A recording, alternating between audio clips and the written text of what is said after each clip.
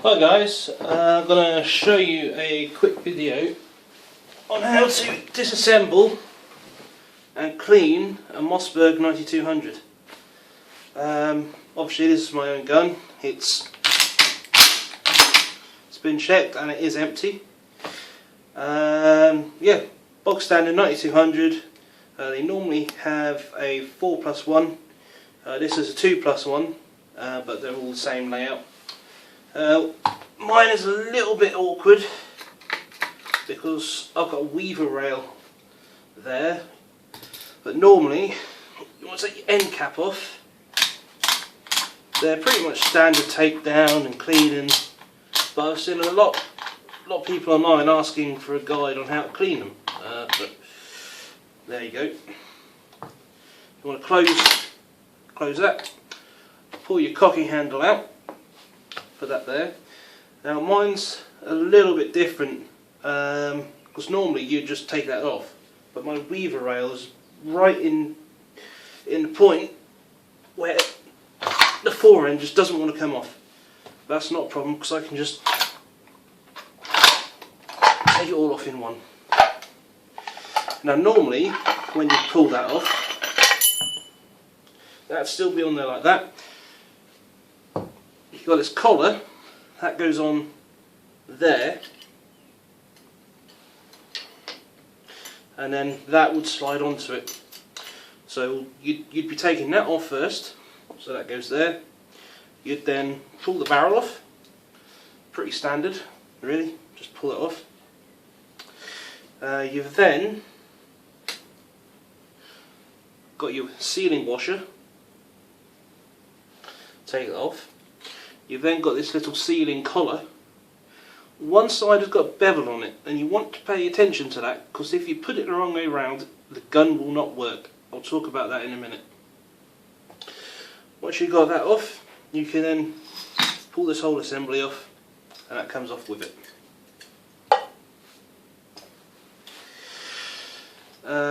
Next, what you want to do is turn the gun over. You've got two pins. Now you can use a punch or whatever. I use an Allen key, which I keep with me for just making sure my weaver rail is tight. And I find I can just about be able to push these out. Oh, sometimes.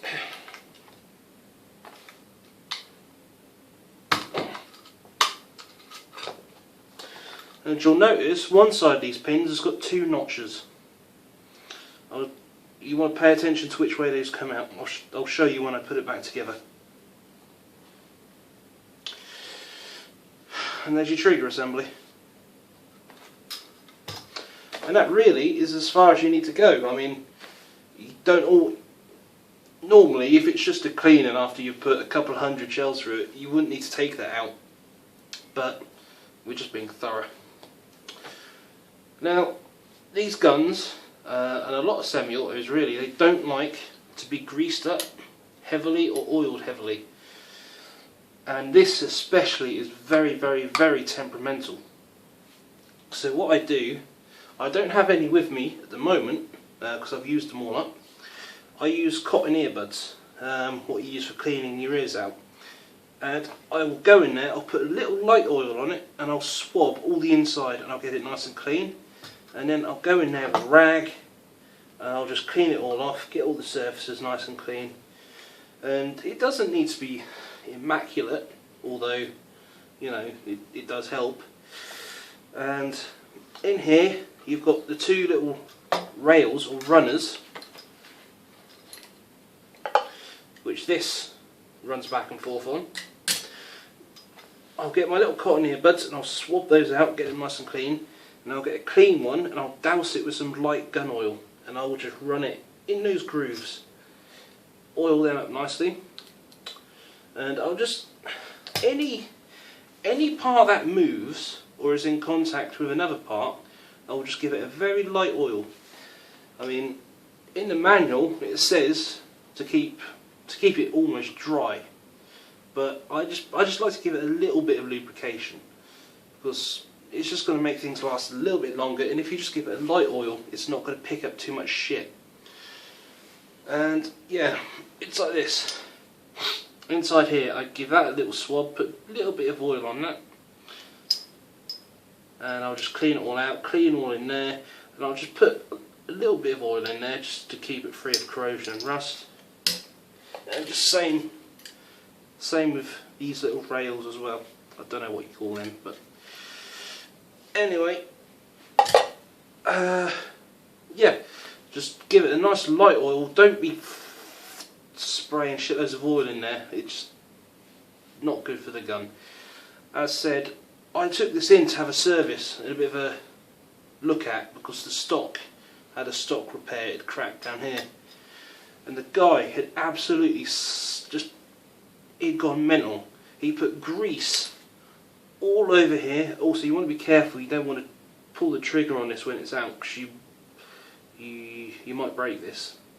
But it put grease all over this, and it had just gone black and collected all the unburnt gunpowder and shit and sand and dust and dirt. It was a nightmare. It took me ages to clean this gun out. It's just, it's A, not necessary, and B, it just collects so much dirt, you're just going to ruin your gun. But once you've cleaned everything, you can use solvent to clean everything up, and then just give it a light oiling, put it back together. And the way I do it, with trigger assembly in there, and your pins, you want to put them so the side with one notch goes in first. So you've got the end with two notches facing upwards, like so.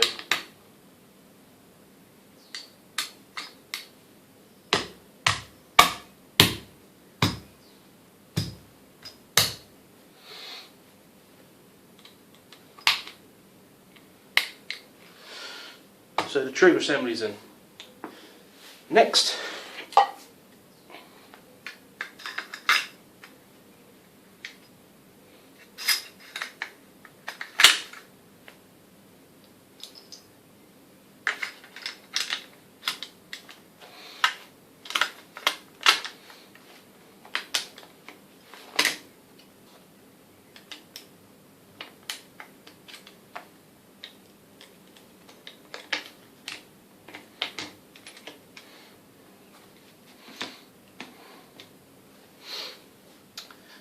now I had to put mine on slightly differently to how you do it normally because of that.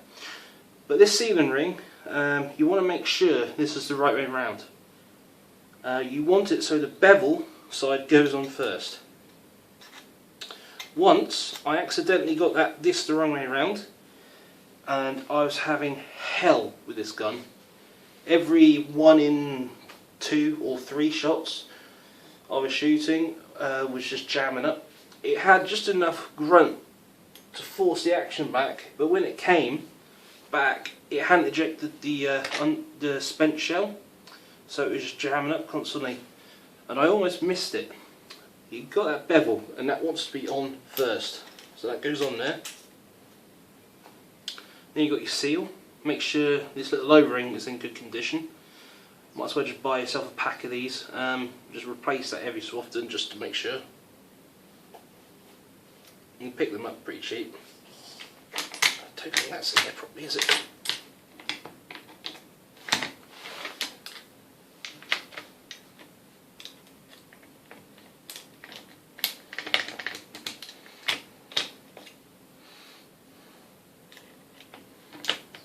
There we go.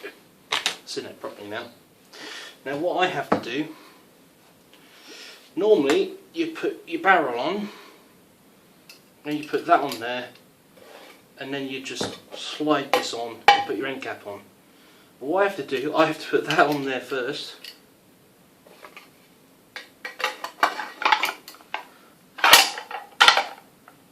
Slide that on there, and then what I have to do is do this.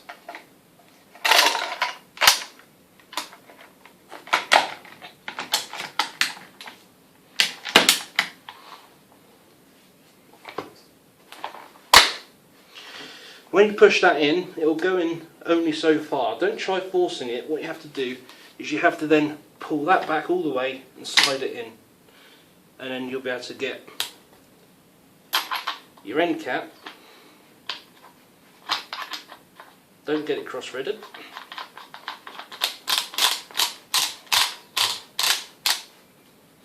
Back on there.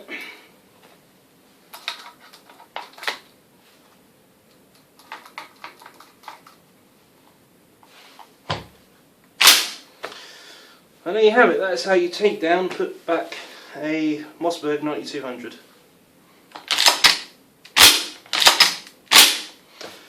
So yeah, comment, rate, subscribe, leave a message. Yeah, have fun guys.